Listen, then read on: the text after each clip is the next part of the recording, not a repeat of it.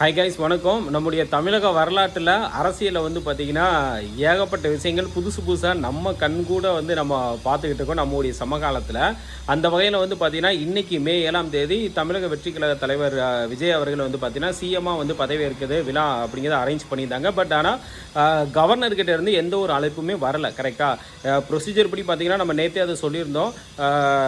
அவங்க கூப்பிட்டு சட்டமன்றத்தில் அவங்க வந்து மெஜாரிட்டியை ப்ரூவ் பண்ணியிருக்கணும். கரெக்டாக. ஆனால் அவங்க வந்து இதை உங்களுக்கு மெஜாரிட்டி இன்னும் ப்ரூவ் பண்ணால் தான் நாங்கள் வந்து பதவியேற்று வைப்போம் அப்படின்னு சொல்லிட்டு கவர்னர் தரப்புலேருந்து சொன்னதாக சொல்லியிருக்காங்க. கரெக்டாக. ஸோ இப்போது டிவிகே தலைவர் அவர்கள் என்ன டிசைட் பண்ணியிருக்காங்க அப்படின்னா சுப்ரீம் கோர்ட்டை நாட வந்து முடிவெடுத்திருக்காங்க. ஸோ இதுக்கு நம்ம டிஎன்பிசிக்கு என்ன சம்மந்தம் அப்படின்னா சம்மந்தம் இருக்குது. நம்ம எஸ்ஆர் பொம்மை கேஸ் வந்து படிச்சிருப்போம். கரெக்டாக.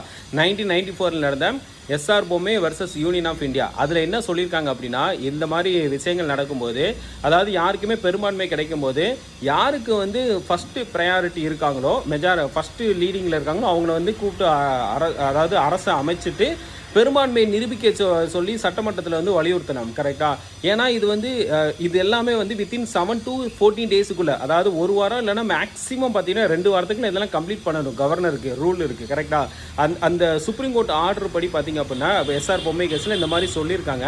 பட் இதை நடைமுறைப்படுத்தலை அப்படின்னு சொல்லிட்டு டிவிகே சார்பாக சுப்ரீம் கோர்ட்டுக்கு நாட வந்து முடிவு பண்ணியிருக்கதா சொல்லியிருக்காங்க. ஸோ இதை வந்து நம்ம கவனிக்க வேண்டிய ஒரு விஷயம் என்ன அப்படின்னா எஸ்ஆர் பொம்மை கேஸை பற்றி நல்லா படிச்சுக்கோங்க. இது வந்து நம்ம எஸ்ஆர் பொம்மை கேஸை பற்றி தனியாகவே ஒரு வீடியோ வந்து நம்ம அப்லோட் பண்ணலாம்.